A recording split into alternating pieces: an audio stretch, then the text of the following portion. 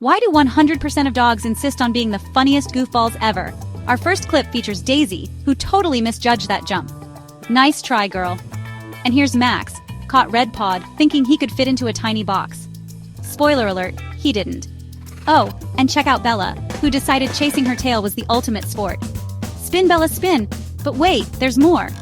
Watch as Rocky tries to catch his own reflection. Looks like he's got a bone to pick with that mirror. And finally, meet Luna, who thought she was a cat and tried to climb a tree. Gravity says no, Luna. These dogs may have failed, but they sure succeeded in making us laugh. Give your pup an extra treat today. They've earned it.